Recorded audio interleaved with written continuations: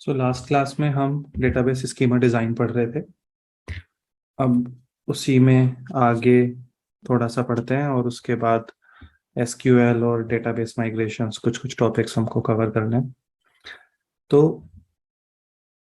ये माई sequel work bench में मैं आपको दिखा रहा था कि आप डेटाबेस स्कीमा डिज़ाइन का बस इतना सा मतलब है कि क्या क्या टेबल्स होंगी, उनमें क्या क्या कॉलम्स होंगे और उन टेबल्स आपस में कैसे कनेक्टेड होंगी। One to one, one to many, many to many relations पढ़े थे। तो रिलेशनल डेटाबेस का मतलब ही ये है कि there will be tables and those tables will be connected to each other. तो रिलेशन है क्योंकि टेबल्स में, इसलिए इसको रिलेशनल डेटाबेस बोलते हैं। तो हमने थोड़ा सा यहाँ पे डिज़ाइन का देखना शुरू किया था कि अगर हमको, तो आप ये पेपर पे भी ड्रॉ कर सकते हो, आप एक्सेल शीट में कहीं भी, आपको बस ये बताना है कि क्या क्या टेबल होंगी। तो इसको बताने के लिए इस तरह के सॉफ्टवेयर्स आते हैं। एक आता है डेटा ग्रिप, वो स्टूडेंट्स के लिए फ्री है, वैसे पेड है। अगर आपके पास कॉलेज की ईमेल आईडी है तो आप ये जेट ब्रेन्स कंपनी है, jetbrains.com, इसकी आईडीज काफ़ी अच्छे होते हैं। पहले इसका एक आईडी है वेबस्टॉर्म जावास्क्रिप्ट के लिए, हम काफ़ी वो यूज़ करते थे, लेकिन visual studio code over the years got better and better. तो अब तो विजुअल स्टूडियो कोड ही यूज़ करते हैं 2-3 सालों से। तो बट इनके वैसे काफ़ी अच्छे आईडीज होते हैं और ये हर लैंग्वेज के लिए दे हैव समथिंग। तो जैसे जावास्क्रिप्ट में जाओगे तो ये आपको दिखाएगा वेबस्टॉर्म। बट अगर मैं जावास्क्रिप्ट टाइप स्क्रिप्ट नहीं, एसक्यूएल लिखूं डेटाबेस के लिए, तो ये डेटा ग्रिप। तो इसमें आप ना अम, ये डाउनलोड करके इसमें भी चीज़ें ड्रॉ कर सकते हो। और ये सिर्फ चीज़ें ड्रॉ करने की नहीं, और भी कुछ चीज़ों के काम आता है, तो अभी हम देखेंगे थोड़ी देर में।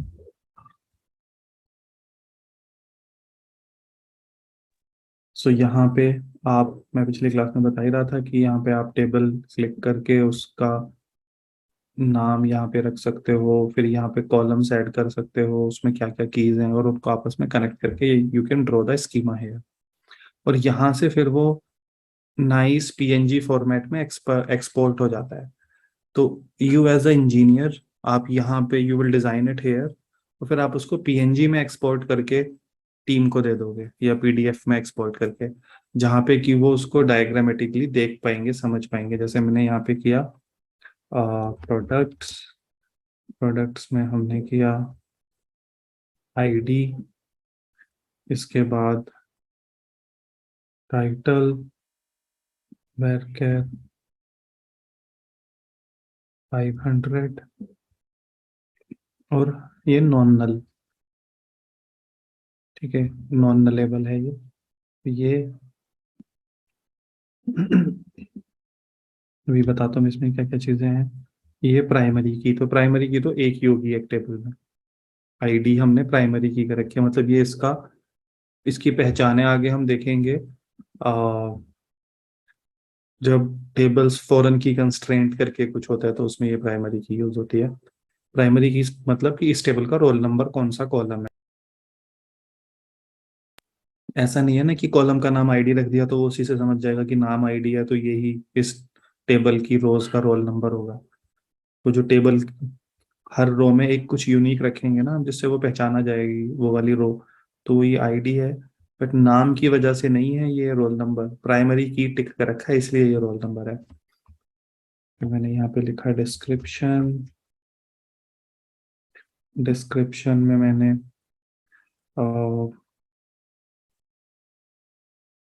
टेक्स्ट, टेक्स्ट भी साइज दे रहे हैं और तो इसको मैंने नलेबल रखा है, नॉन नल टिक नहीं करा। डिस्क्रिप्शन हो सकता है किसी प्रोडक्ट का ना हो, टाइटल के बिना तो प्रोडक्ट बना ही नहीं पाओगे। ऐसे ऐसे करके आपने यहाँ पे कुछ कुछ चीजें बना ली, इसको मैं डिलीट कर दूँ फालतू।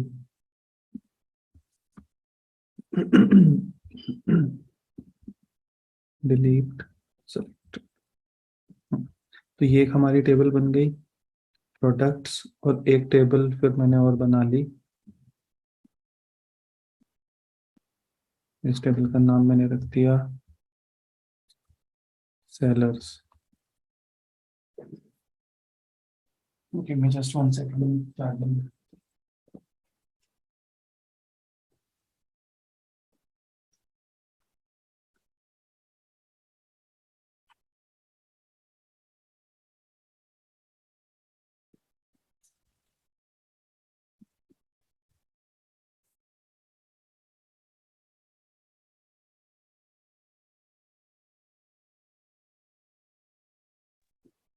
सो यहाँ पे सेलर्स टेबल का नाम रखा। इसका नाम चेंज क्यों नहीं? अच्छा, ये इसी टेबल को मैंने सेलेक्ट कर दिया था गलती से। प्रोडक्ट्स वाले टेबल को सेलेक्ट किया, सेलर्स, आईडी तो इसमें भी आएगी।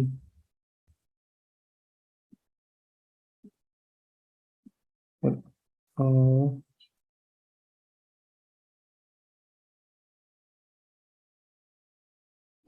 और ये देखो, इसमें ना ये भी टिक कर देते हैं, इसमें भी कर देता हूँ मैं AI। इसमें पहले से टिक है क्या? चाहिए डबल क्लिक करने पे तो ये AI is not artificial intelligence है, ये AI है ऑटो इंक्रीमेंट। ऑटो इंक्रीमेंट का मतलब है जब आप प्रोडक्ट टेबल में प्रोडक्ट्स ऐड करोगे तो आपको टाइटल बताना है, डिस्क्रिप्शन, और डिस्क्रिप्शन तो ऑप्शनल है। डिस्क्रिप्शन ऑप्शनल है, ये कैसे पता चल रहा है? ये देखो, डिस्क्रिप्शन में ये एम्प्टी है, टाइटल में ये ब्लू कलर से फिल्ड है। ये बस ब्लू बॉर्डर है लेकिन अंदर से खाली है, इसका मतलब ये नलेबल है। ये खाली भी हो सकता है, डिस्क्रिप्शन टाइटल खाली नहीं होगा। तो डिस्क्रिप्शन तो आप बिना डिस्क्रिप्शन के भी प्रोडक्ट बना सकते हो, टाइटल तो आपको देना पड़ेगा। बट आपको आईडी देने की जरूरत नहीं है, जबकि आईडी नॉन नलेबल है, क्योंकि ये तो रोल नंबर है, बिना रोल नंबर के तो बात ही नहीं बनेगी। लेकिन भले ही ये नॉन नलेबल है, फिर भी जब आप प्रोडक्ट टेबल में एंट्री करोगे तो आप सिर्फ टाइटल दो डेटाबेस को। आप बोलो कि मुझे प्रोडक्ट टेबल में एंट्री करनी है, ये रहा टाइटल, और एंट्री हो जाएगी बिना आईडी के भी, क्योंकि आईडी वो खुद से जनरेट कर लेगा। पिछले लास्ट जो आईडी, जो सबसे बड़ी आईडी डेटाबेस में टेबल में है, उसके वाली उससे अगली आईडी ले लेगा। बल्कि वो उससे अगली भी नहीं है, उसका अपना एक सीक्वेंस चलता रहता है, वो अगली अगली आईडी लेता रहता है। तो ऑटो इंक्रीमेंट का मतलब है कि हर नई एंट्री के लिए खुद से अगली आईडी जनरेट कर लो। ऑटोमेटिकली आईडी को इंक्रीमेंट करते रहो। ठीक है। सो सेलर, अब सेलर में मैंने किया आईडी कॉलम। सेलर में इसके अलावा होगा email column. Email will be aware care 45, इससे ज़्यादा तो होगा नहीं, नॉन नल। बिना ईमेल एड्रेस के सेलर बन ही नहीं सकता। सेलर साइन अप करे, सेलर की एंट्री डेटाबेस में हो, उसके लिए सेलर को ईमेल एड्रेस देना पड़ेगा, और ईमेल एड्रेस यूनिक होगा। मैंने यहाँ पे ये यूक्यू भी टिक कर दिया है कि दो सेलर्स इस टेबल में ईमेल कॉलम में दो एक जैसे ईमेल एड्रेस नहीं आ पाएंगे। एक ही अकाउंट से दो सेलर हमारी वेबसाइट पे एक ही ईमेल एड्रेस से दो सेलर अकाउंट्स नहीं बना पाएंगे। फिर हमने यहाँ पे बनाया इसका एड्रेस, सेलर का एड्रेस, ये वेलकेड 100। एड्रेस थोड़ा बड़ा होता है, 100 कैरेक्टर्स, थोड़ा अंदाजे से बस कम ना पड़ जाए और एक्सेसिव भी ना हो, तो थोड़ा सेफ साइड रहते हुए थोड़ा बड़ा लेके चलते हैं। पता चला किसी का एड्रेस लंबा हुआ, और फिर जो कंस्ट्रेंट आप यहाँ लगा रहे हो आइडियली फ्रंट एंड पे भी लगाओगे अपनी रिएक्ट ऐप में, या जो भी टेक्नोलॉजी यूज कर रहे होगे, जैसे हम तो लोग रिएक्ट करेंगे। So address, account number, whatever other column सारा आप बना ही लोगे, अब उसमें तो कुछ नहीं है।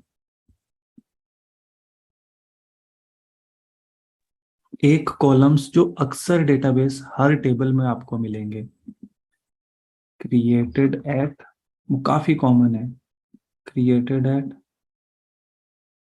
Date time, updated at. इनकी डेटा टाइप क्या है, डेट टाइम टाइप के कॉलम है, यानी कि इसमें टाइम और डेट स्टोर होगी। ये आपको ऑलमोस्ट हर टेबल में मिलेंगे। ये ना वैसे काम आते हैं मैनेजमेंट के लिए, उस सेंस में कि अच्छा हमको देखना हो इस सेलर ने कब साइन अप किया था, तो हमको पता तो हो, या इस सेलर को लास्ट अपडेट कब किया गया। These are very common created at updated at columns. आप अपने उससे भी रख सकते हो नाम, जरूरी नहीं है created underscore at updated underscore at ही रखो, बट कन्वेंशन है, काफी कॉमन है यही नाम। और ये दोनों के दोनों नॉन नलेबल। तो ऐसा ही क्रिएटेड अपडेटेड में प्रोडक्ट्स में भी ऐड करूंगा। अभी मैं कर नहीं रहा आलस में, बट भावना समझ गए होगे आप। तो ये अक्सर तुमको हर टेबल में मिलेंगे। अब इन दोनों के बीच के रिलेशन की बात करें तो रिलेशन इज एक प्रोडक्ट को मल्टीपल। तो इस पे मैंने क्लिक किया, N N is to M, यानी मैनी टू मैनी। ये वन इज टू एन है, ये वन इज टू वन है। और अब यहाँ पे देखना थोड़ा सा, ये बहुत क्लियरली विजिबल नहीं होगा। यहाँ पे है one is to one dot dot dot dot, one is to N, इसमें भी डॉट डॉट, ये वन इज टू वन पूरी सॉलिड लाइन, एंड ये one is to N solid line. तो ये डॉट डॉट और सॉलिड में क्या फर्क है, ये फर्क है। One is to one relationship है कोई, but one is to one relationship भी दो तरह का हो सकता है।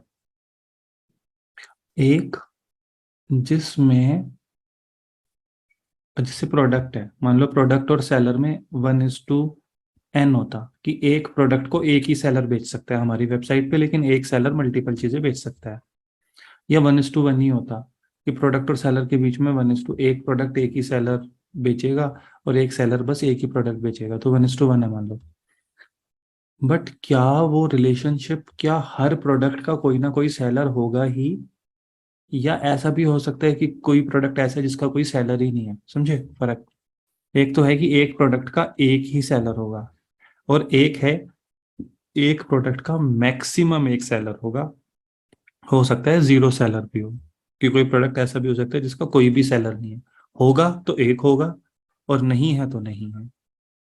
अब प्रोडक्ट के केस में तो it doesn't make sense, product है तो कोई ना कोई सेलर तो होगा ही। बट इट, जैसे मान लो कोई न्यूज़ की वेबसाइट है, अब कोई न्यूज़ है, तो वो न्यूज़ हो सकता है वेबसाइट ऐसे हो कि न्यूज़ होगी तो किसी एक कैटेगरी में होगी, और हो सकता है कि वो किसी भी कैटेगरी की न्यूज़ ना हो, वो मिसलिनियस न्यूज़ हो, ना वो स्पोर्ट्स है, ना ही वो कुछ और है, वो एम ही है। तो कई बार इस तरह के रिलेशंस भी होते हैं। ये भी बहुत अच्छा एग्जांपल मैं नहीं बोलूंगा, one second let me think about it, एक अच्छा सा एग्जांपल।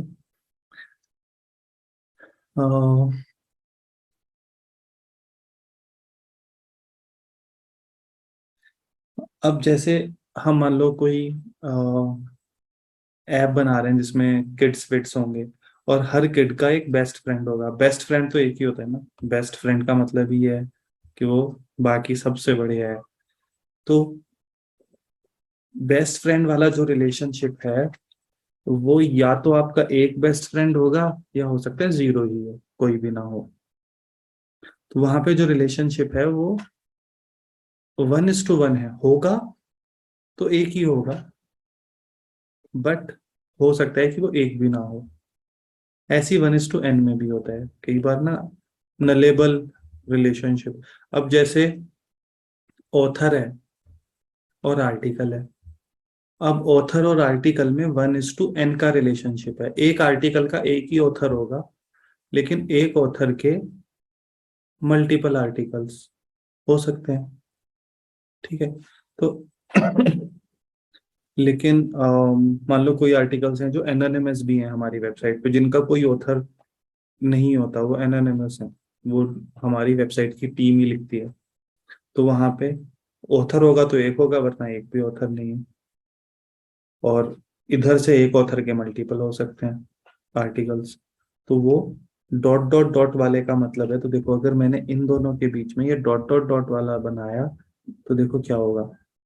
इसने, मैंने प्रोडक्ट पे क्लिक किया सेलर, तो यहाँ पे सेलर्स आईडी करके बना दिया कॉलम। 1:1 में तो ऐसा ही होता है ना, यानी कि, और इधर इसलिए बनाई, मैंने पहले इस पे क्लिक किया था, तो इसका मतलब हम most of the time product के सेलर ढूंढ रहे होंगे, तो सेलर्स आईडी।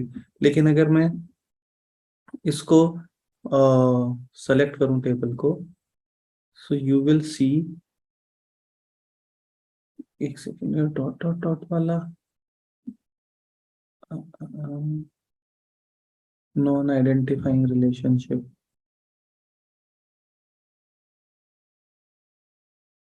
तो ये इसने फिर नॉन नलेबल क्यों बनाया, बड़ी अजीब सी बात है।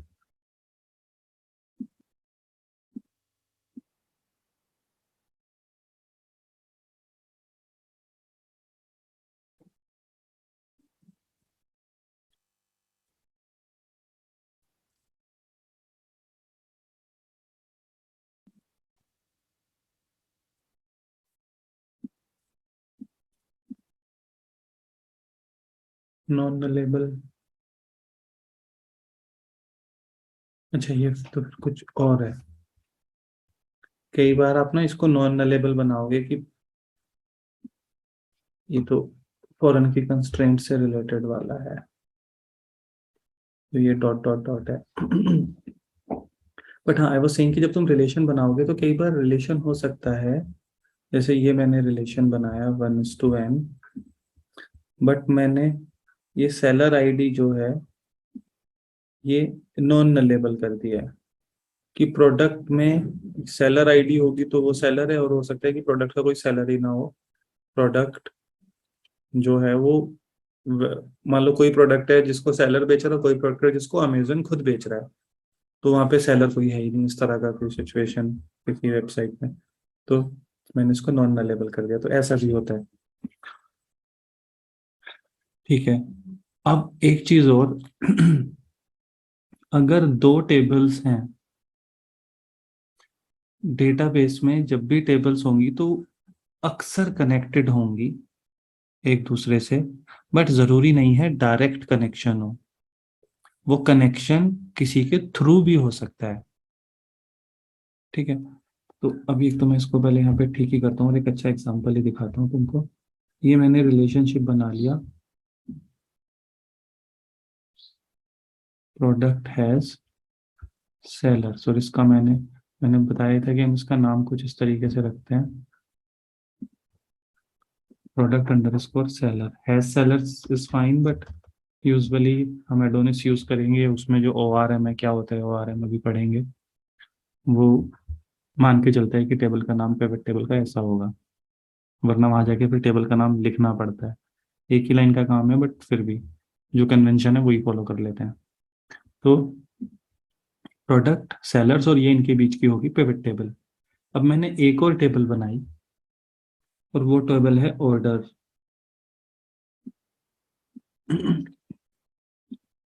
अभी जो ऑर्डर्स टेबल है, अ, इसमें अगेन आईडी होगा,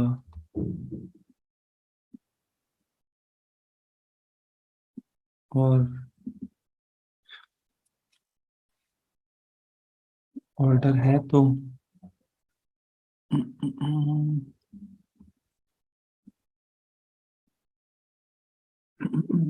ऑर्डर में और क्या क्या चीज़ें होंगी, ऑर्डर में होगा एक तो कि क्या क्या प्रोडक्ट्स हैं, तो वो तो रिलेशनशिप में आएगा, अभी देखेंगे क्या क्या प्रोडक्ट्स हैं। एंड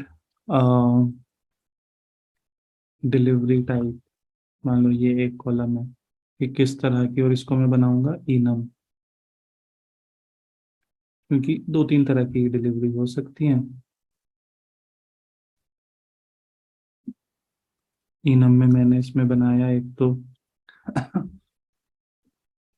एक्सप्रेस डिलीवरी, जिसके कि चार्जेस लगते हैं, और प्राइम डिलीवरी, जो प्राइम वालों जिन पे प्राइम अकाउंट है उनके लिए फ्री है, ऐसे ही। और बेसिक डिलीवरी, तीन तरह की डिलीवरी है मान लो हमारे सिस्टम में। ठीक है, तो मैंने यहाँ पे इनम बना लिया, एक्सप्रेस, प्राइम, बेसिक। अब ये इनम समझो डेटाबेस में ड्रॉप डाउन की तरह हो गया, ये डिलीवरी टाइप में इन तीन के अलावा या तो एक्सप्रेस या प्राइम या बेसिक। अब इनम की वैल्यू समझ आ रही है ना, का क्या फायदा है इनम का? हम तुमसे ना, मान लो एक फॉर्म बना दें और उस फॉर्म में बोले कि अपना कॉलेज फिल करो। अब जब कॉलेज फिल करेगा तो हर कोई कॉलेज का नाम अलग तरीके से लिखेगा। कोई लिखेगा जीपीडी, कोई लिखेगा गवर्नमेंट पॉलिटेक्निक पिट्ठू वाला, कोई लिखेगा गवर्नमेंट पॉलिटेक्निक देहरादून, एक ही कॉलेज को। कोई पॉलिटेक्निक की स्पेलिंग गलत कर देगा। तो कहानी क्या होगी? अगर मैंने एक कॉलेज अंडरस्कोर नेम नाम का कॉलम बना रखा है तो उसमें दुनिया भर के कॉलेजेस बन जाएंगे। एक ही कॉलेज मल्टीपल नाम से स्टोर्ड होगा। अब अगर मुझे वो सारे बच्चे निकालने हैं जो जीपीडी के हैं, तो मैंने सर्च करूंगा डेटाबेस में कि वो निकाल के दो मुझे। अभी देखेंगे कैसे होता है सर्च डेटाबेस में, कि वो बच्चे जिनका कॉलेज है जीपीडी। लेकिन उससे जीपीडी के सारे बच्चे निकल के आएंगे ही नहीं। किसी ने जीपीडी की जगह गवर्नमेंट पॉलिटेक्निक देहरादून लिख रखा है, अब वो बच्चा आएगा नहीं। तो क्या करें? तो ऐसे में हम यूजर को ऑप्शन लिमिट की, भैया ये गड़बड़ हो ही ना, इनम। अब कॉलेज के लिए तो enum want be a good idea, because college तो बहुत सारे होंगे। तो एक अलग कॉलेज नाम की टेबल ही बनाएंगे और उसमें पहले से हमने कॉलेज फीड कर रखे होंगे कि ये 100 कॉलेज हैं जिनके बच्चे हमारे यहाँ आते हैं। और ड्रॉप डाउन में दिखाएंगे फिर कॉलेज का नाम, ऑटो कंप्लीट में दिखाएंगे। और फिर एक अदर का ऑप्शन दे देंगे अगर इनमें से नहीं है, और अदर्स वालों को फिर बाद में करेंगे करेक्ट। तो इनम बेसिकली मेक श्योर कि आप कुछ गड़बड़ वैल्यू एंटर ही ना कर पाओ। तीन ही चॉइसेस हैं। चलो, अब ये जो ऑर्डर है इसमें और भी बहुत सारी चीजें होंगी कि कूपन कोड को यूज किया था, क्या किया था, तो क्या एड्रेस क्या था, जिस एड्रेस पे ऑर्डर डिलीवर होना है। तो लेकिन हम एक चीज देखते हैं, एक ऑर्डर में मल्टीपल प्रोडक्ट्स होंगे और एक प्रोडक्ट मल्टीपल ऑर्डर्स में होगा। तो ये मैंने किया, ऑर्डर हैज प्रोडक्ट्स,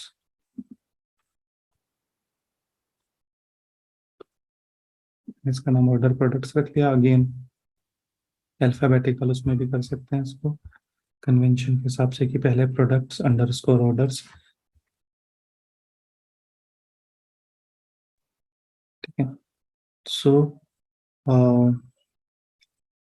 अब एक बात समझो, अगर मुझे ये चेक करना है कि ये ऑर्डर के कौन कौन सेलर हैं, ये जो ऑर्डर हुआ तो कोई तो सेलर भी होगा ना जो ये भेजेगा सामान। Who are the sellers?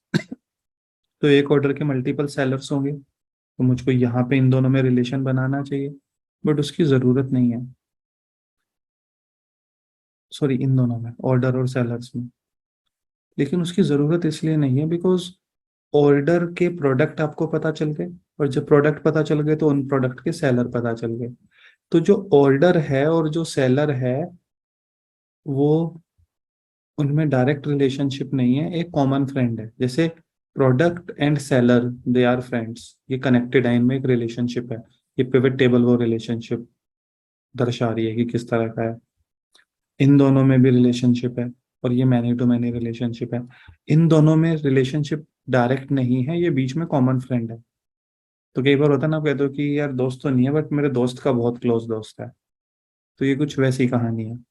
तो एक रिलेशनल डेटाबेस में आपको एक डेटा से दूसरे डेटा पे पहुंचना होता है। आपको चाहिए कि इस ऑर्डर में कौन कौन सेलर हैं, ताकि उन्हें इन्फॉर्म कर दिया जाए कि भैया एक ऑर्डर प्लेस हुआ है और आ, इस प्रोडक्ट का है, तो सब अपना पैक कर लें।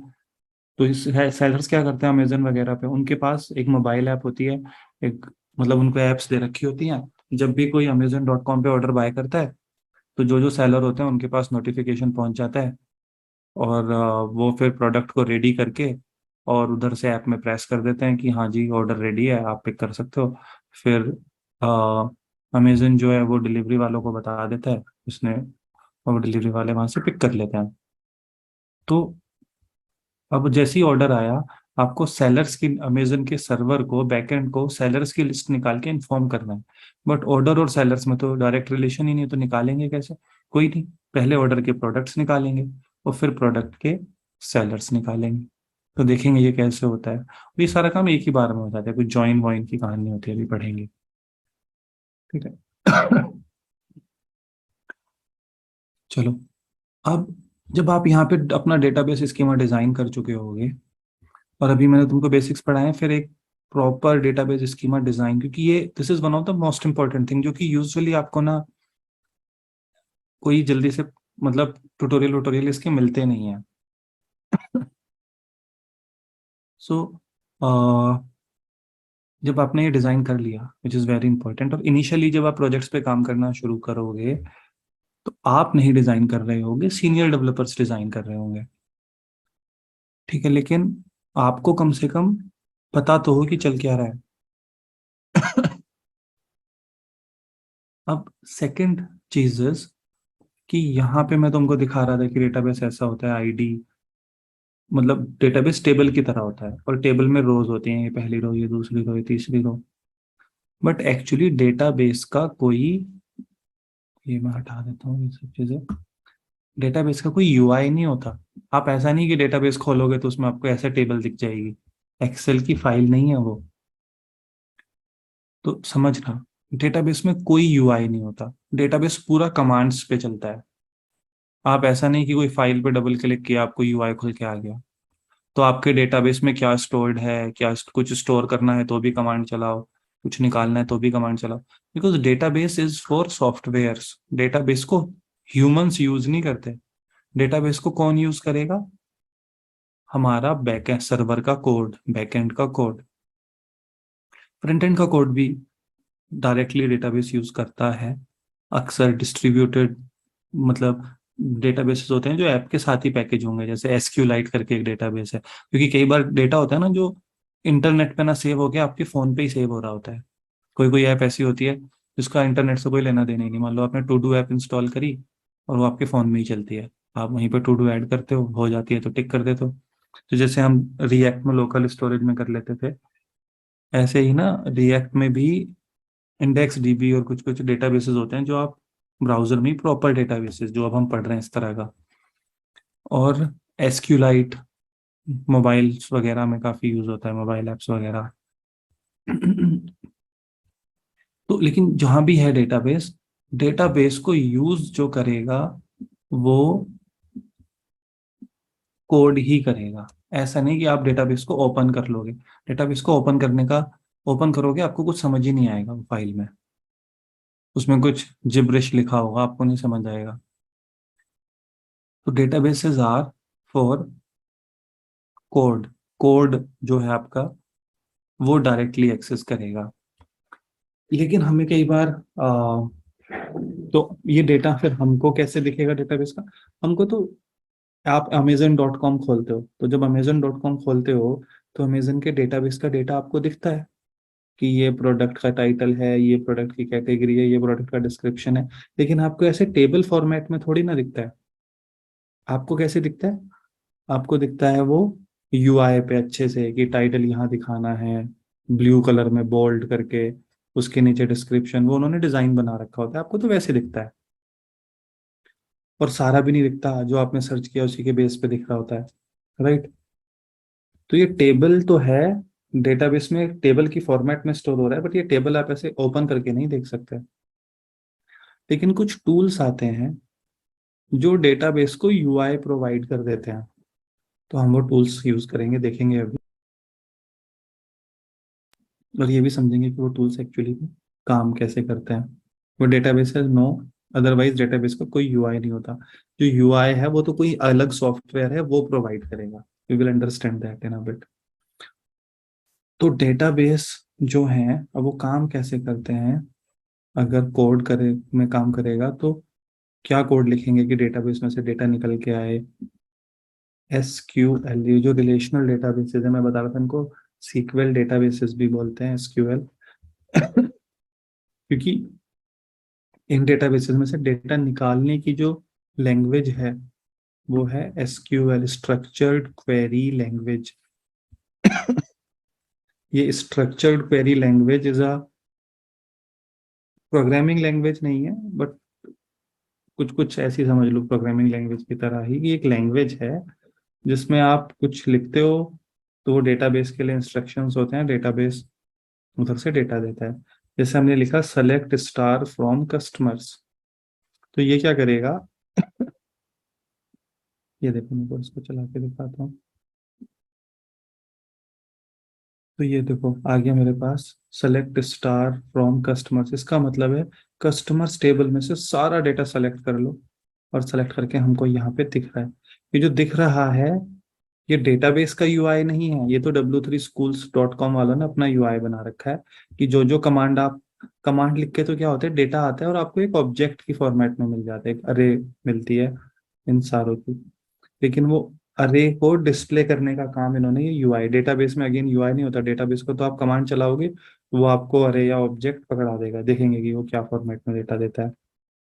लेकिन आप यहाँ पे ऐसे लिख सकते हो, देखो सेलेक्ट, मैंने यहाँ पे लिखा ID comma city, city customer ID है इसका नाम। तो देखो सिर्फ कस्टमर आईडी और सिटी ही दिखा रहा है अभी ये। हम कह रहे हैं कि कस्टमर्स टेबल में से कस्टमर आईडी सेलेक्ट कर लो और सिटी सेलेक्ट कर लो, तो दो कॉलम हमको उसने दिखाने शुरू कर दिए। और इसमें भी ये देखो where, I am just giving you some taste of how SQL works, बाकी पढ़ेंगे तो भी इसको। Where customer ID is greater than 5, या फिर चलो लेस देन 5 कर देते हैं। तो ये देखो बस 4 रिजल्ट दिखा रहा है। डेटाबेस टेबल कस्टमर्स नाम के टेबल में से वो कस्टमर्स निकालो जिनकी आईडी लेस देन 5 है, यानी 1 2 3 4 4 आईडी वाले, और उनका सिर्फ क्या क्या दिखाओ, कस्टमर आईडी दिखाओ और सिटी दिखाओ। तो देखो वो दो ही वैल्यू निकल के आई है डेटाबेस में। कस्ट डेटाबेस में बहुत सारा डेटा है, बट एक तो मुझे हर कस्टमर का डेटा नहीं चाहिए था, मुझे उस कस्टमर का चाहिए जिसकी आईडी लेस देन 5 है, या मुझे उस कस्टमर का चाहिए जो बर्लिन में रहता है, where city equal to Berlin. तो वो सब चीजें हम यहाँ पे ना आ,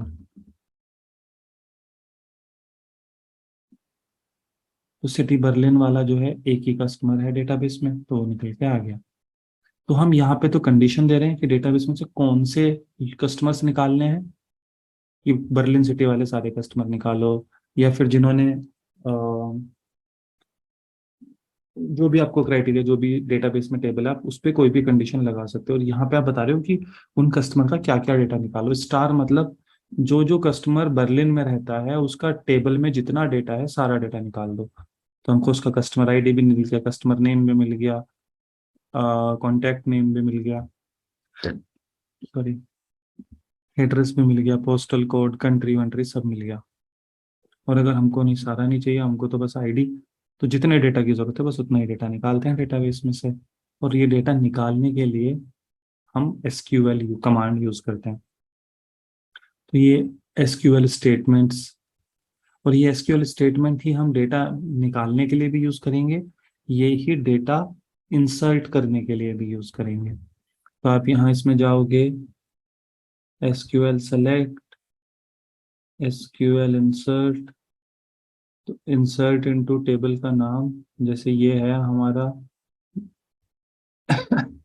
insert into customers, customers table में इंसर्ट करो, कस्टमर का नाम, कॉन्टैक्ट नेम, ये तो कॉलम के नाम हो गए, एंड आगे उनकी वैल्यूज दे दी उसी ऑर्डर में। तो कस्टमर नेम में ये जाएगा कार्डिनल, कॉन्टैक्ट नेम में जाएगा टॉम बी एरिक्सन जो भी है, ये एड्रेस में जाएगा स्केजन 21 ऐसे, और कंट्री में जाएगा नॉर्वे। तो इधर कॉलम के नाम दिए और इधर वैल्यूज। अब जब आप कस्टमर टेबल में कुछ भी इंसर्ट कर रहे हो तो उस हर कॉलम की वैल्यू देनी पड़ेगी जो नॉन नलेबल है, जो खाली नहीं छोड़ सकते उनकी वैल्यू तो देनी ही देनी पड़ेगी। जो खाली छोड़ सकते हैं चाहो तो उनकी भी, जैसे प्रोडक्ट है तो उसमें टाइटल तो देना ही पड़ेगा। डिस्क्रिप्शन अगर आपके पास है, यूजर ने डिस्क्रिप्शन फिल किया है प्रोडक्ट का, तो डिस्क्रिप्शन भी। तो होगा क्या, ऐसे चलेंगी चीजें। हमने देखा था हम एपीआई कॉल करते थे जब हम रिएक्ट का कोर्स कर रहे थे, तो फ्रंट एंड में जावा जो आपका वेब ऐप है जिसमें भी बनी हुई है, रिएक्ट, एंगुलर, ये वो, यूजर एक फॉर्म फिल करेगा। सेलर है, सेलर हमारी वेबसाइट पे आएगा, लॉगिन करेगा और करेगा ऐड न्यू प्रोडक्ट, कि आज से मेरी दुकान पे एक नया सामान आ गया, मुझे वो भी बेचना है, ऐड न्यू प्रोडक्ट। हम उसको एक फॉर्म दिखाएंगे, वो बोलेगा जी प्रोडक्ट का टाइटल ये है, डिस्क्रिप्शन ये है, फोटो अपलोड कर देगा। और जब वो सेव का बटन क्लिक करेगा तो वो डेटा एपीआई के थ्रू पहुंचेगा हमारे बैकएंड के कोड पे। और बैकएंड का कोड हो सकता है गोलैंग में लिखा हो, पाइथन में लिखा हो, जावास्क्रिप्ट में लिखा हो, बहुत सारी लैंग्वेजेस हैं। अब वो जिसमें भी लिखा है, वो बैकएंड का जो कोड है वो रन करेगा ये एसक्यूएल स्टेटमेंट्स उस डेटा को डेटाबेस में स्टोर करने के लिए। उससे पहले वो उस डेटा को वैलिडेट भी करेगा। तो मान लो कोड लिखा हुआ है बैकएंड का पाइथन में, तो पाइथन का कोड पहले तो जो डेटा एपीआई में आपने भेजा फ्रंट एंड से, उसको चेक करेगा कि सब ठीक ठाक दिख रहा है, नहीं दिख रहा, कोई ऐसा तो नहीं है कि कस्टमर नेम बहुत लंबा दे दिया है जबकि हमने तो लिमिट लगा रखी है, ऐसा तो नहीं है कि पोस्टल कोड दिया ही नहीं है जबकि पोस्टल कोड मैंडेटरी है। जो जो भी वैलिडेशन आप फ्रंट एंड पे लगाते हो वो सारे बैक एंड पे भी लगे होंगे, क्योंकि मैंने बताया था बैक एंड के ही वैलिडेशन सिक्योर है, फ्रंट एंड के तो सहूलियत के लिए होते हैं, यूजर के यूजर एक्सपीरियंस के लिए। तो बैक एंड पे तो लगना ही लगना है वैलिडेशन। जब बैक एंड को डेटा वेटा सही लगेगा तो फिर वो इस डेटा को डेटाबेस में सेव करेगा। बैकएंड को तो बहुत सारे काम करने हैं, ऐसा नहीं कि उस बैकएंड का काम है फ्रंट एंड से डेटा ले और डेटाबेस में सेव कर दे। हो सकता है जब भी कोई नया प्रोडक्ट ऐड हो तो उसको उसको डेटाबेस में सेव भी करना है, फिर एनालिसिस करनी है इस प्रोडक्ट की, कि इस प्रोडक्ट के साथ सजेशन में क्या क्या प्रोडक्ट दिखाए जाएं। क्योंकि अब अगर ये प्रोडक्ट आपने ऐड कर दिया तो जब भी यूजर को दिखेगा ये प्रोडक्ट, तो नीचे अमेजन हमेशा दिखाता है रिलेटेड प्रोडक्ट्स, और या फिर you may also like this. तो अब बैकएंड का कोड एनालिसिस करेगा कि इस प्रोडक्ट के डिस्क्रिप्शन विस्क्रिप्शन के हिसाब से ये एक मोबाइल फ़ोन है, ये मोबाइल फ़ोन का इन्होंने प्राइस बताया है 7,000। तो जब भी 7,000 का स्मार्टफोन होता है तो उसके साथ हम ये वाले ईयरफोन्स दिखाते हैं और ये वाला फलाने चीज दिखाते हैं सजेशन में। तो वो जो भी उनके एल्गोरिथम, बहुत सारे काम हो रहे होते हैं बैकएंड पे, just to give you that idea. तो लेकिन बैकएंड के कोड का one of the work is, एक जो काम है बहुत सारे कामों में, वो है जो फ्रंट एंड से डेटा आया उसको डेटाबेस में सेव कर दे, और फिर फ्रंट एंड जब डेटा मांगे तो डेटाबेस में से निकाल के दे दे। और डेटाबेस में सेव करने से पहले बैकएंड चाहे तो डेटा को चेंज भी कर सकता है, उसमें कुछ जोड़ ले, घटा ले, उसको मैनिपुलेट करे जैसी रिक्वायरमेंट हो। ठीक है। तो सेव हो जाएगा। जब आप सेव का बटन दबाओगे गूगल अपने फॉर्म पे, रिएक्ट में जो आपने फॉर्म बना रखा होगा, तो इंसर्ट इनटू कस्टमर्स, जो जो आपने डेटा दिया होगा, या इंसर्ट इनटू प्रोडक्ट्स, नया प्रोडक्ट ऐड करा होगा आपने, तो उसको पता है कि इस वाली एपीआई कॉल पे तो प्रोडक्ट टेबल में डेटा स्टोर करना है, ये प्रोडक्ट ऐड करने की एपीआई है। फिर दूसरी एपीआई बना रखी होगी बैकएंड ने जो कस्टमर ऐड करने की एपीआई है, जब भी कोई कस्टमर साइन अप करेगा तो पता है कि ये वाली एपीआई कॉल होगी, तो जो कोड रन होगा वो कस्टमर टेबल में डेटा सेव करेगा। तो ऐसे करके, बट तो आप इंसर्ट, और कुछ एपीआई होंगी जो इंसर्ट नहीं कर रही होंगी बल्कि डेटा डिमांड कर रही होंगी। जैसे सर्च, प्रोडक्ट सर्च की एपीआई है कि उधर से आया, मान लो कुछ भी एप्पल आया, तो हमको एप्पल आया तो एप्पल जिस जिसके नाम में एप्पल आ रहा है वो प्रोडक्ट्स भेजने हैं। तो डेटा रिट्रीवल की एपीआई है। हमने पढ़ा था get, post, put, patch, delete. तो जो गेट वाली एपीआई कॉल्स होंगी वो तो डेटा रिट्रीवल के लिए होंगी, और पोस्ट होगा क्रिएशन के लिए, पुट पैच होगा अपडेट के लिए। तो आप डेटाबेस में डेटा अपडेट भी कर सकते हो। एक तो है नया डेटा इंसर्ट करना, अपडेट टेबल नेम, फिर कंडीशन, जैसे example update customers, customers table update करनी है हमें। और क्या करना है, कॉन्टैक्ट नेम की वैल्यू एल्फ्रेड स्किमेडिट, जो भी प्रोनाउंस करते हैं उसको, वो सेट कर देनी है। और सिटी फ्रैंकफर्ट सेट कर देनी है। किस कस्टमर के लिए, कस्टमर आईडी 1 के लिए। तो कौन सी रो अपडेट करनी है डेटाबेस में, तो बहुत सारी एंट्रीज हैं, तो कौन सी एंट्री, ये वेयर से बता रहे हैं हम, where customer ID equal to 1। तो ये अपडेट भी करेंगे टेबल में, डिलीट भी करोगे टेबल में से जैसे यहाँ पे हमने कंडीशन दी, delete from customers where customer name equal to, जैसे भी आपको आईडी के बेस पे डिलीट करना है, ईमेल एड्रेस के कंडीशंस यहाँ पे लिखी होंगी। जैसे हमने डिसाइड किया कि यार वेबसाइट पे ना आज से सस्ते प्रोडक्ट्स बेचने बंद, कोई मार्जिन तो होता नहीं है, तो हम कमांड चलाएंगे कि delete from products where price less than 10, तो जो 10 रुपए से सस्ते सामान है उनको डिलीट कर दो। तो जो भी आपको कंडीशन देनी है डिलीट करने की, कि 10 रुपए से सस्ते सामान डिलीट करने हैं, या ये कंपनी ने फलाना प्रोडक्ट बनाना बंद कर दिया है तो कोई पर्टिकुलर प्रोडक्ट डिलीट करना है, तो फिर तो प्रोडक्ट की जो आईडी है वो यूज कर लोगे कि आईडी इक्वल टू 10 की, ये 10 आईडी वाला जो प्रोडक्ट है अब ये बंद हो गया है, स्टॉक में नहीं है, इसे नहीं बेच सकते, मतलब बंदी के डिसकंटिन्यू हो गया तो डिलीट कर दो। तो कंडीशंस आप अपने हिसाब से, तो वेयर के बाद कंडीशन लिखी जाती है। तो एक तो ये एसक्यूएल आपको पढ़ना है, और एसक्यूएल पढ़ने के लिए ये जो प्लेलिस्ट है, आ, एक प्लेलिस्ट मैंने यहाँ देखी तो थी, ये मुझको सही लगी थी, ये प्लेलिस्ट याहू बाबा, याहू बाबा माई सीक्वल सर्च करोगे तो ये माई सीक्वल जो है ये एक पर्टिकुलर डेटाबेस है। जैसे मैंने बताया कि सीक्वल डेटाबेसेस जो होते हैं, रिलेशनल डेटाबेसेस बहुत सारे हैं, MySQL, post GRE, Postgres बोलते हैं, पोस्ट जीआरई एसक्यूएल कुछ भी बोल लो, तो मारिया डीबी, ओरेकल के, मतलब बहुत सारे डेटाबेसेस हैं। तो हम जो हम ज्यादातर प्रोजेक्ट्स पे यूज कर रहे हैं वो पोस्ट ग्रेस है, लेकिन सारे के सारे ये लैंग्वेज यही यूज करते हैं, स्ट्रक्चर्ड क्वेरी लैंग्वेज। तो डिलीट फ्रॉम टेबल वेयर और जो आगे कंडीशन है, ये हर डेटाबेस पे काम करेगा, बस फर्क कहाँ पड़ जाता है, हर डेटाबेस में कुछ कुछ थोड़े मोड़े डिफरेंसेस हैं। तो जैसे हो सकता है कि कुछ टेबल टाइप, कॉलम टाइप कुछ डेटाबेस सपोर्ट नहीं करते, तो कुछ कुछ डिफरेंसेस आएंगे, बट अगर आपने एसक्यूएल पढ़ लिया तो वो 99% तो हर डेटाबेस पे चलेगा सेम ही, छोटे मोटे चेंजेस। ऐसे ही समझो जैसे हम HTML पढ़ रहे हैं, तो HTML हर ब्राउजर में सेम ही चलता है, लेकिन कई बार कुछ चीजें होती हैं ऐसी CSS में भी HTML में भी, कि कुछ चीजें होंगी जो कि ना फायरफॉक्स में नहीं चलती, बल्कि या फिर फायरफॉक्स के नए वर्जन में चलती है, पुराने में नहीं चलती। तो सेम चीज है कि 99% HTML CSS तो सेम ही रहती है ना, 99.99%, कुछ चीज़ों में आपको ब्राउजर के हिसाब से तिकड़म लगाने पड़ते हैं।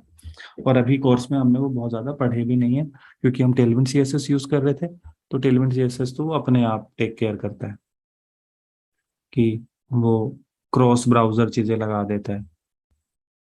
ठीक है, तो अभी तुमको उतनी दिक्कत कभी पड़ी नहीं, लेकिन कभी पड़ेगी तो फिर तुमको समझ आएगा भी कि हाँ भाई क्रॉस ब्राउजर भी कोई चीज़ होती है, कई बार थोड़ा लिखना पड़ता है। तो बेसिकली एसक्यूएल सीखो, अब वो फर्क नहीं पड़ता कि माई सीक्वल, तो ये जो बंदा सिखा रहा है ये माई सीक्वल डेटाबेस के थ्रू सिखा रहा है, तो ये आपको इंस्टॉल करवाएगा माई सीक्वल, और वर्क बेंच भी इंस्टॉल करा रहा है। तो ये सारी वीडियोस आपको देखनी है, 38 वीडियोस हैं, और कुछ बड़ी भी हैं कुछ छोटी भी हैं, मेरे ख्याल में एवरेज 10-12 मिनट की हैं, सारी की सारी videos you have to watch. लेकिन कमाल की बात यह है कि माई सीक्वल हम यूज नहीं करेंगे, ये माई सीक्वल कह रहा हूँ, सीक्वल, माई सीक्वल भी यूज नहीं करेंगे ज्यादातर हम।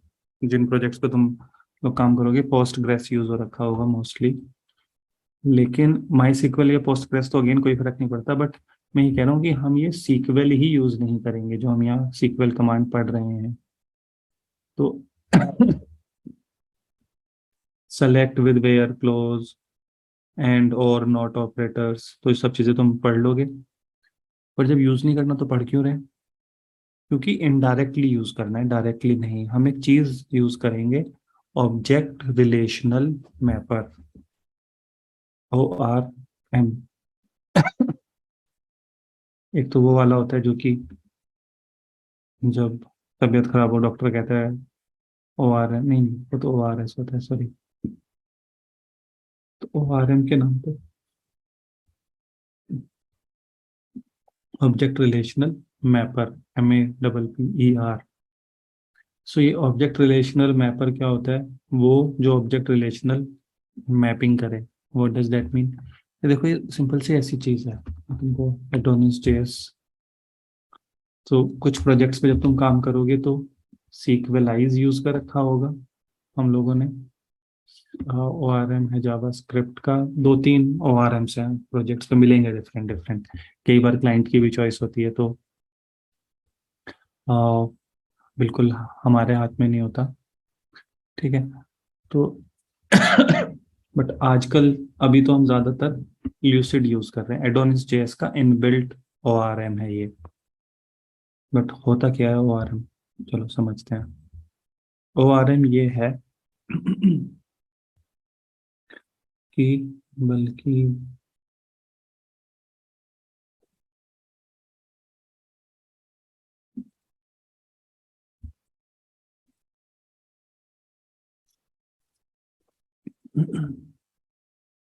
मान लो तुमको डेटाबेस में से, अब ये समझना SQL कमांड चलाओगे डेटा तो आ जाएगा, लेकिन जब डेटा आएगा तो वो डेटा ऐसे थोड़े ना जावा स्क्रिप्ट ऑब्जेक्ट आएगा या जावा स्क्रिप्ट अरे आएगी। डेटाबेस को थोड़े ना पता है कि ओहो ये तो ना नोड जेएस में कोड लिख रहे हैं, तो ये तो टाइप स्क्रिप्ट या जावा स्क्रिप्ट यूज कर रहे हैं, तो इनको ना जावा स्क्रिप्ट की अरे देते हैं। कोई दूसरा प्रोजेक्ट होगा तो वो उसमें पाइथन यूज हो रहा है बैकएंड पे, तो ऐसे थोड़े ना है कि डेटाबेस अगर पाइथन वाला कोड डेटाबेस से डेटा मांगेगा तो वो पाइथन का ऑब्जेक्ट दे देगा, और जावा स्क्रिप्ट मांगेगा तो जावा स्क्रिप्ट का ऑब्जेक्ट दे देगा। बात समझ आ रही है? वो तो अपने फॉर्मेट में डेटा देगा, क्योंकि उसको तो पता भी नहीं है कि जो जिसने कमांड चलाई डेटाबेस के पास कमांड पहुंचेगी। अब वो कमांड आप मैन्युअली लिख के, एक कोई ह्यूमन बीइंग रन कर रहा है, जैसे हम यहाँ पे जब टेस्टिंग कर रहे थे तो हम रन कर रहे थे। अभी मैंने करके दिखाया था वेयर, यहाँ पे भी मैं करके दिखा रहा था ना, select customer name city from customers, ठीक है। तो ये तो मैं यहाँ लिख लिख के कमांड चला रहा हूँ। तो ऐसे ही डेटाबेस का एक कमांड लाइन होता है, आप वहां से जाओ कमांड चलाओ और आपको डेटा मिल जाएगा। लेकिन डेटाबेस के पास तो कमांड पहुंच रही है, उसको इस बात से मतलब नहीं कि वो किसी ने कमांड लाइन के थ्रू किसी ह्यूमन बीइंग ने टाइप करी, या किसी प्रोग्रामिंग लैंग्वेज ने वो कमांड, प्रोग्रामिंग लैंग्वेज में पाइथन का फंक्शन लिखा हुआ था, वो फंक्शन रन हुआ तो उस फंक्शन के अंदर कोड लिखा था कमांड रन करने का, या जावास्क्रिप्ट का फंक्शन लिखा था, या गोलैंग का फंक्शन लिखा था, या क्या लिखा था, कोई मतलब नहीं है उसको। उसके पास तो कमांड पहुंची, उसे तो पता ही नहीं भी किसने भेजी कमांड, उसका काम है कमांड आएगा कि चल भैया डेटा भेज दो। बस कमांड के साथ ऑथेंटिकेशन होना चाहिए, कुछ कहानी होती है यूजर नेम पासवर्ड वगैरह, वो देखेंगे आगे, ताकि हर कोई डेटा ना निकाल पाए डेटाबेस में से। तो सो अब प्रॉब्लम क्या होगी उसकी वजह से, कि उधर से डेटा आएगा, अब उस डेटा को आप फिर कन्वर्ट करोगे कि जी हमारा कोड तो पाइथन में है, अब पाइथन के कोड को तो पाइथन का ऑब्जेक्ट चाहिए, तो जो डेटा आया वो उसको पार्स वार्स करेगा, पाइथन के ऑब्जेक्ट में कन्वर्ट करेगा। और फिर आपको ना, आप कमांड्स लिखोगे, उसकी जगह ये क्या करता है ORM, database dot from table का नाम सेलेक्ट स्टार, तो जो आप लिखते थे सेलेक्ट स्टार फ्रॉम यूजर्स, उसकी जगह आप लिख रहे हो database from users select star. तो आप ना जावा स्क्रिप्ट का कोड लिख रहे हो, और जो आपके पास आ रहा है वो जावा स्क्रिप्ट की अरे आ रही है, अरे के ऊपर आपने मैप लगा लिया, मैप लगाया तो आपको अंदर यूजर का ऑब्जेक्ट मिल गया, और यूजर का ऑब्जेक्ट जो है, फिर आप उसमें से कुछ भी चीजें नॉर्मली एक्सेस कर सकते हो। तो बेसिकली आप इधर इस तरह का कोड यूज कर रहे हो, और ये पॉसिबल हो पा रहा है ल्यूसिड जो ORM है। ORM का काम है इस तरह की कमांड्स को SQL कमांड्स में इस तरह के कोड को SQL कमांड में कन्वर्ट करने का। ये जो डेटाबेस नाम की क्लास है, ये ORM की दी हुई क्लास है। तो हम ORM अपने कोड में इंस्टॉल कर लेंगे, जो भी ORM हम यूज करना चाह रहे हैं वो हमको एक इस तरह की क्लास देगा, और उस क्लास को यूज करके आपको एसक्यूएल क्वेरीज नहीं लिखनी पड़ेंगी, फंक्शंस। तो एक तो क्या होगा इससे, डेटाबेस डॉट लगाओगे तो ऑटो कंप्लीट वगैरह आएगा, फ्रॉम लिखोगे, फिर यहाँ पे ये भी आपकी टेबल्स का नाम भी ऑटो फिल, बल्कि क्लासेस बन जाती हैं इसके भी आगे हम देखेंगे कि आप सीधा जैसे ये यूजर क्लास बना लिया हमने, तो हमको अगर यूजर टेबल एक्सेस करनी है तो उसके लिए यूजर क्लास, हमको अगर ऑर्डर टेबल एक्सेस करनी है तो उसके लिए ऑर्डर क्लास, हमको अगर प्रोडक्ट्स टेबल एक्सेस करनी है तो उसके लिए प्रोडक्ट क्लास। तो अलग अलग क्लास बनी हुई है। यूजर डॉट ऑल लिखा मैंने बस, और ये क्या करेगा, सेलेक्ट स्टार फ्रॉम यूजर्स, बस खत्म, सारे के सारे यूजर्स निकाल के मुझको दे देगा। लेकिन अगर मुझको चाहिए कोई पर्टिकुलर यूजर, तो मैं यहाँ पे लिखूंगा, ये देखो तुम यहाँ CRUD में जाओगे तो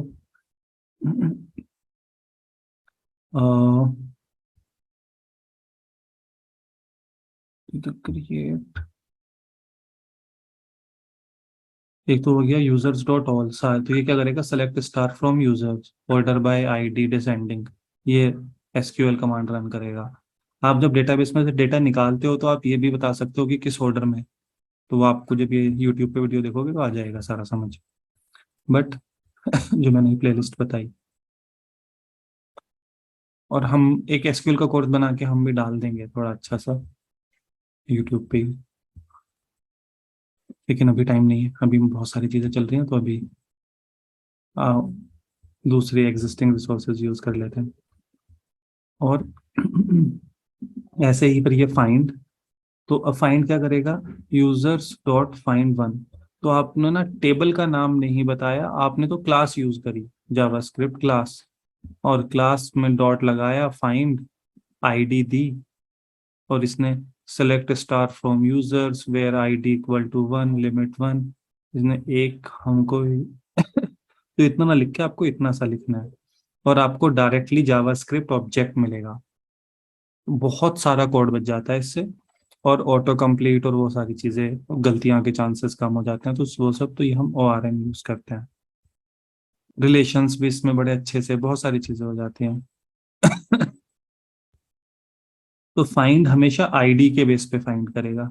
अगर आपको आईडी के बेस पे फाइंड नहीं करना, तो फाइंड बाय से फाइंड कर लो। तो फाइंड बाय क्या करता है, users dot find by, email address, तो ये कॉलम का नाम और ये कॉलम की वैल्यू, और यहाँ से आपको डेटाबेस में से निकल के यूजर का ऑब्जेक्ट मिल जाएगा।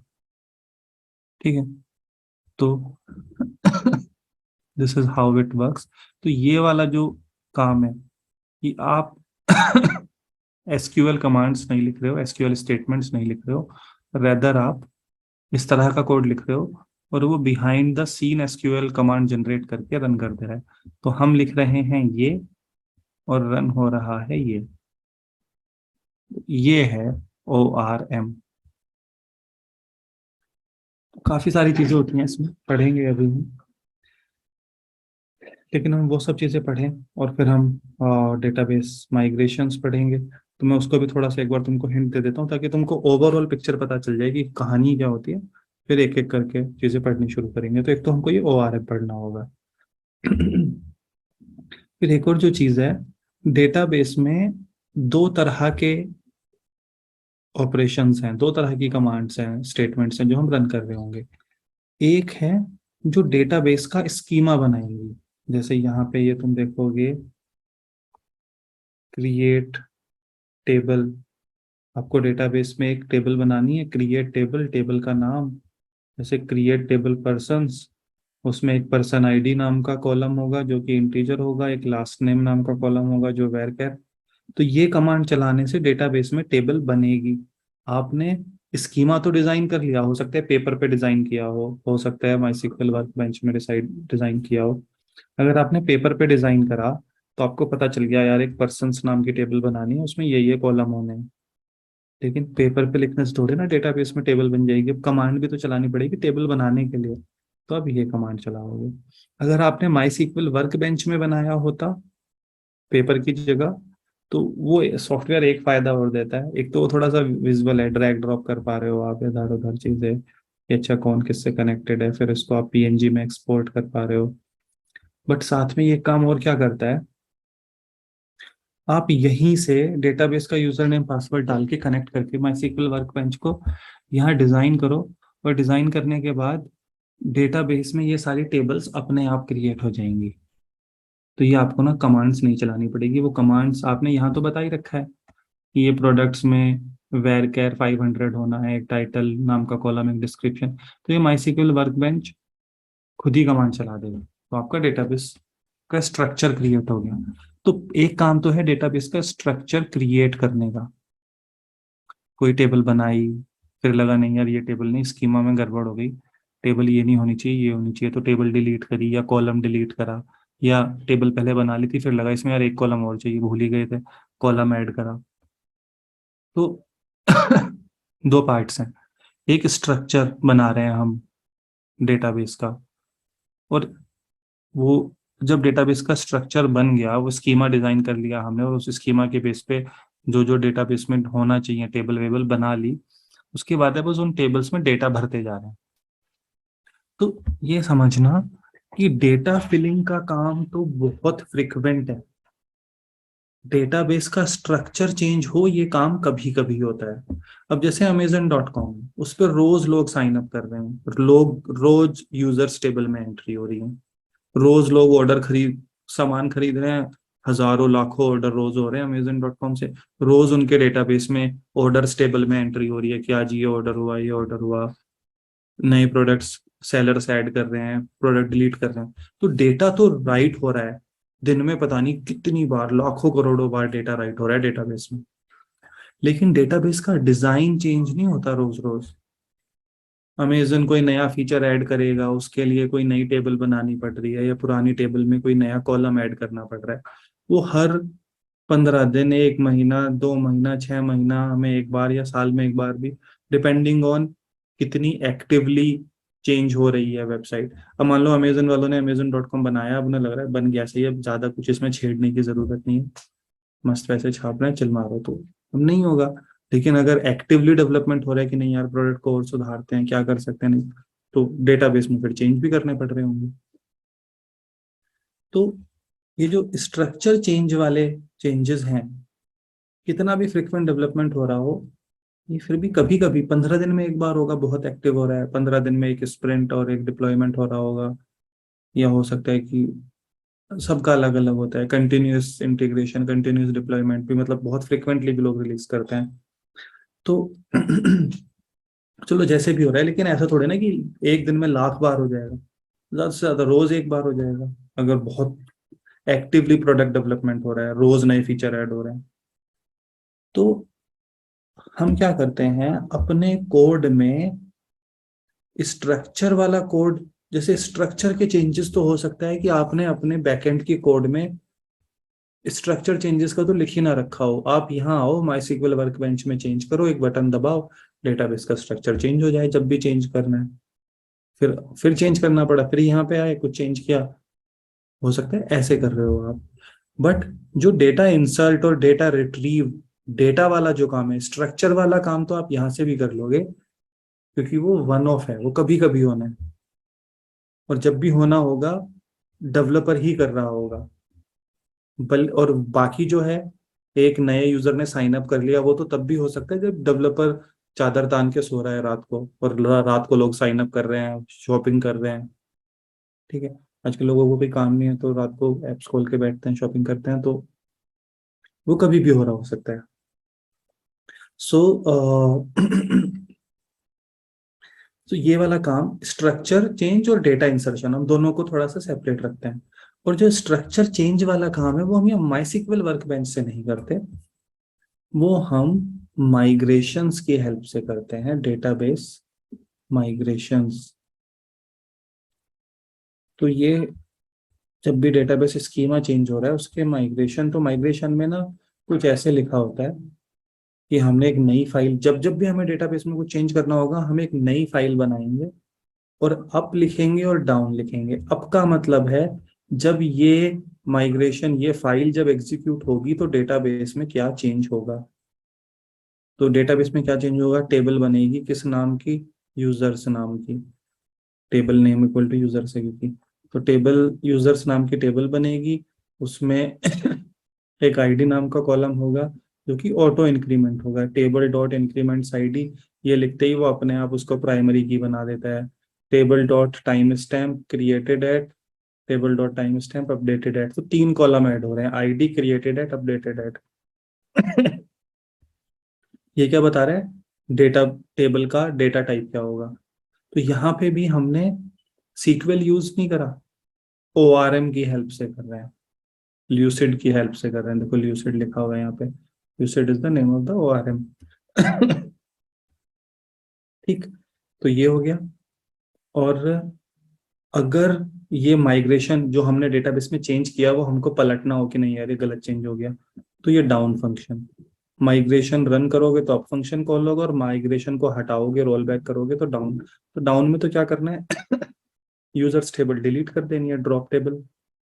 डिलीट करते टाइम थोड़ी ना कॉलम का नाम बताना है, डिलीट करते टाइम तो बस टेबल का नाम बताओ, पूरी टेबल डिलीट हो जाएगी। क्रिएट करते टाइम बहुत सारी इंफॉर्मेशन देनी पड़ी, तो इसीलिए डिस्ट्रैक्शन बहुत आसान है, कंस्ट्रक्शन मुश्किल है। कंस्ट्रक्टिव थॉट्स लाइफ में प्रोडक्टिव करना तो बहुत मुश्किल है, डिस्ट्रक्टिव तो 1 मिनट में, सालों की मेहनत आप 1 मिनट में खराब कर सकते हो। तो यहाँ पे हमको ज्यादा करना पड़ रहा है, यहाँ पे तो बस ड्रॉप टेबल। तो ऐसे डेटाबेस माइग्रेशंस लिखे जाते हैं, हम थोड़ा पढ़ेंगे इसमें और डिटेल। तो जब भी आपको डेटाबेस के डिजाइन में कुछ चेंज करना होगा, आपने करा कि यार ये कॉलम ऐड करते हैं, आप माइग्रेशन फाइल ऐड करोगे, क्योंकि डेटाबेस के डिजाइन का चेंज हमेशा डेवलपर करेगा। Data insert, data retrieve, data update ये यूजर्स करेंगे एपीआई के थ्रू। बैकएंड पे कोई बटन दबाएंगे, एपीआई कॉल होगी, उससे डेटा राइट होगा, डेटा डिलीट होगा, वॉटेवर। तो बट डिजाइन चेंज तो जब भी करेंगे तो डेवलपर करेगा। तो डेवलपर कैसे करेगा, वो एक माइग्रेशन फाइल बनाएगा, उसमें ये अप डाउन फंक्शन लिखेगा, और इसको गिट कमिट कर देगा, गिट पुश करेगा, कोड डिप्लॉय होगा, कोड डिप्लॉय होगा तो वो देखेगा अरे ये तो नई डेटाबेस नई माइग्रेशन फाइल बनी है, चलो इसका अपरन कर देते हैं, अपरन हो जाएगा। अब ऐसे करने का फायदा ये है, हम गिट क्यों यूज करते हैं, ताकि चाहे तो रिवर्ट भी कर पाए चेंजेस को, कि यार ये कुछ कोड लिखा, कमिट कर दिया, बाद में गड़बड़ लगा तो पुराने कमिट पे चले गए। अब अगर हम डेटाबेस माइग्रेशन यहां से कर रहे होते वर्क बेंच से डेटाबेस के चेंजेस, तो अब हमने ना नया कोड और उसके साथ नया डेटाबेस। अब ये समझो, जब भी डेटाबेस में कुछ चेंज करोगे डिजाइन में, तो कोड भी तो चेंज करोगे ना। नया कॉलम तो बना लिया, लेकिन कोड में कोई चेंज ही नहीं, उस कॉलम का कुछ यूज ही नहीं कर रहे, ना उसमें कोई डेटा स्टोर हो रहा, ना उसमें से रिट्रीव हो रहा, तो फायदा क्या है। तो अक्सर मतलब हमेशा ही डेटाबेस में कुछ चेंज होगा तो कोड में भी चेंज करना पड़ेगा, कि एक नई टेबल ऐड करी है, अब इस नई टेबल को यूज तो करो, खाली टेबल ऐड करके क्या फायदा। तो हमने एक नया फीचर ऐड करना था, उस नए फीचर के लिए कुछ तो हमें कोड लिखना पड़ा, और साथ में हमको डेटाबेस में एक चेंज भी करना पड़ा। चेंज हमने यहाँ से कर दिया, कोड हमने गिट के ही कोड लिखा और कमिट करके पुश कर दिया। इसमें गड़बड़ क्या है, इस अप्रोच में गड़बड़ ये है, अब हमें लगा नहीं यार इसमें तो बग है, ये फीचर को हटाओ, या नहीं ये नई यूजर्स को पसंद आ रहा है, इसको हटाओ। तो अब हटाने के लिए गिट से कोड तो वापस करना। अब ऐसा थोड़ी ना है कि तुम कोड में जा जाके एक एक लाइन डिलीट करते फिरोगे, मैंने यहाँ ये लिखा था, पहले यहाँ पे ये लिखा हुआ था, उसको मैंने ये चेंज किया था, वापस चेंज करो, ऐसे तो पागल हो जाओगे। क्या करोगे, गिट से रिवर्ट कर दोगे कमिट, मतलब पीछे पहुंच जाओगे, वही गिट का फायदा है। लेकिन वहां तो आपने ऐसे कर दिया, और यहाँ यहाँ वापस एक एक चेंज करना पड़ेगा, और याद भी नहीं रहेगा यार, कुछ कुछ सेलर में भी तो चेंज किया था, अरे हाँ ये एड्रेस कॉलम के साथ साथ पिन कोड कॉलम भी ऐड किया था, अच्छा हाँ कुछ शायद ना प्रोडक्ट्स में भी चेंज, अच्छा हाँ ये चेंज किया था। अब उनको सब कुछ चेंजेस को हटाते फिरो तो पागल हो जाओगे। उसकी जगह अगर आपने ऐसे किया होगा, तो जब आप कमिट को वापस करोगे तो माइग्रेशन भी अपने आप हो जाएगा, बेसिकली कमांड चलानी पड़ती है रोल बैक करके कुछ। तो ये भी अगर आपके कोड में ही है तो फायदा है, आप एक कमांड चलाओगे कि नहीं यार हमको ना ये कमिट भी नहीं चाहिए और माइग्रेशन भी नहीं चाहिए, पुराना ही कोड बेटर था, पुराने डेटाबेस का डिजाइन बेटर था, आप 1 सेकंड में वापस जा सकते हो। ठीक है, और दूसरा बहुत सारे फायदे हैं। अब आपने ऐसे माई सीक्वल वर्कबेंच की हेल्प से कोड में चेंज, डेटाबेस में चेंज तो कर लिया, बट वो चेंज तो उस डेटाबेस में होगा जो डेटाबेस इस माई सीक्वल वर्कबेंच से कनेक्टेड है। अब हो सकता है ये आपकी वेबसाइट का मेन डेटाबेस हो, या हो सकता है आपका, जब आप काम कर रहे होगे, ऐप बना रहे हो, बैकएंड का कोड लिख रहे होगे, तो आपने एक डेटाबेस अपने लोकल पे सेटअप कर रखा होगा, जो बिल्कुल ओरिजिनल डेटाबेस के डिजाइन का ही होगा। और उसी में आप चेंज, पहले उसमें चेंज करके देखोगे, थोड़ी ना जो मेन डेटाबेस है उसमें चेंज कर दोगे।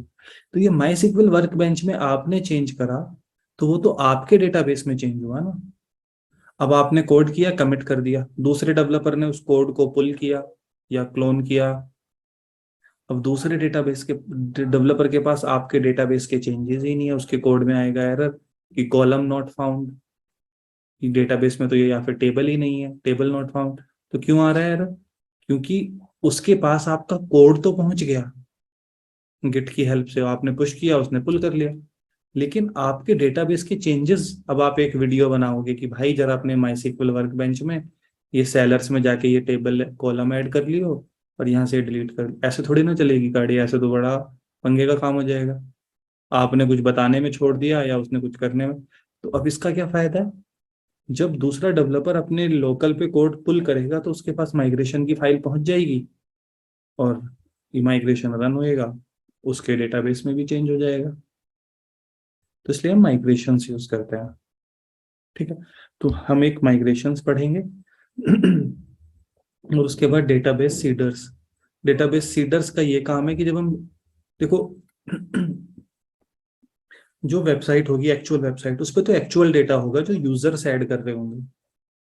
लेकिन जब आप अपने लोकल पे कोड लिख लिख के टेस्ट कर रहे होगे कि देखूं जरा प्रोडक्ट डिलीट काम कर रहा है या नहीं, देखूं यूजर डिलीट का, कि मैंने एपीआई बनाई है वो काम कर रही है या नहीं, तो एक्चुअल डेटाबेस के साथ तो काम करके देखोगे नहीं कि आपने टेस्टिंग टेस्टिंग में 100-200 यूजर ही उड़ा दिए।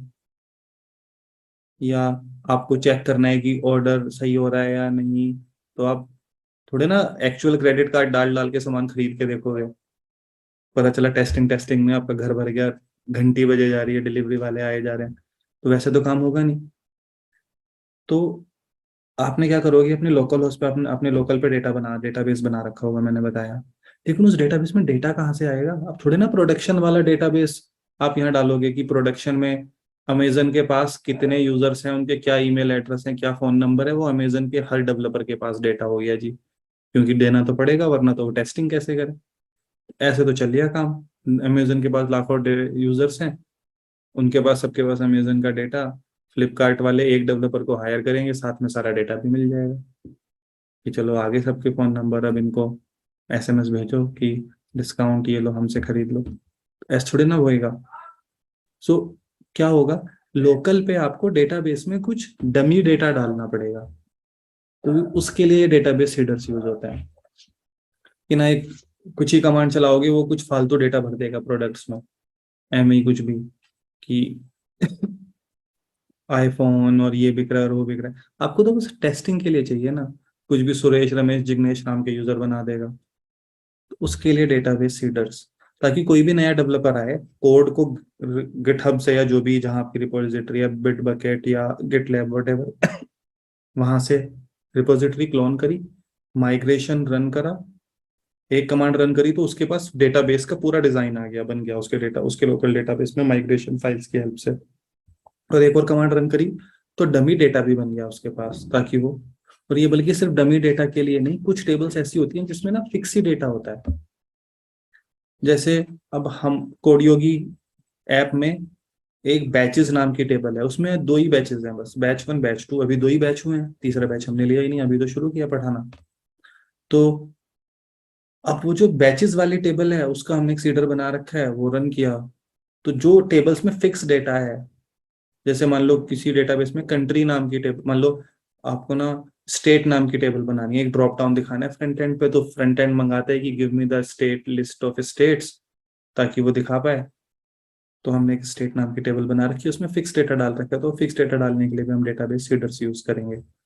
तो ना हमको ये सीडर्स थोड़ा सा और डिटेल में, अभी मैंने बिल्कुल हाई लेवल चीजें बताई हैं, लेकिन ये सब चीजें मैं तब पढ़ाऊंगा, तब पढ़ाने का पॉइंट है, पहले आप ये वीडियोस देख चुके हो कि माई सीक्वल तो पता हो थोड़ी, तभी चीजें समझ आएंगी इसी कंटेक्स्ट में। ठीक है, तो ये एक बार पढ़ लो, उसके बाद जब ये पढ़ चुके होगे हम पहले पढ़ेंगे डेटाबेस माइग्रेशंस और उसकी हेल्प से डिज़ाइन किया हुआ स्कीमा एक्चुअल डेटाबेस में डालेंगे, फिर डेटाबेस सीडर की हेल्प से कुछ डमी डेटा, और फिर हम ORM की हेल्प से, बल्कि माइग्रेशन के लिए भी ORM की कुछ चीज़ें तो पढ़नी ही पड़ेंगी हमको, जैसे ये स्कीमा डॉट क्रिएट टेबल, ये सब। तो पहले ORM थोड़ा सा एंड माइग्रेशन, फिर डेटाबेस सीडर्स, और फिर वापस डिटेल में ORM ये पढ़ेंगे। तो ये अभी तुम लोग करना शुरू करो, और कीप मी पोस्टेड कि कितनी वीडियोस हो गई हैं, डिस्कॉर्ड पे बताते रहना, और जब हो जाएगा तो आगे फिर पढ़ाता हूँ मैं। कुछ पूछना है किसी को तो बताओ।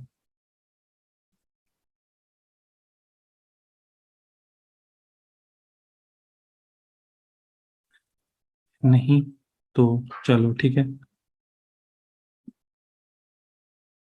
मिलते हैं फिर अगली क्लास में, जब होगी मैं बता दूंगा कि कब है।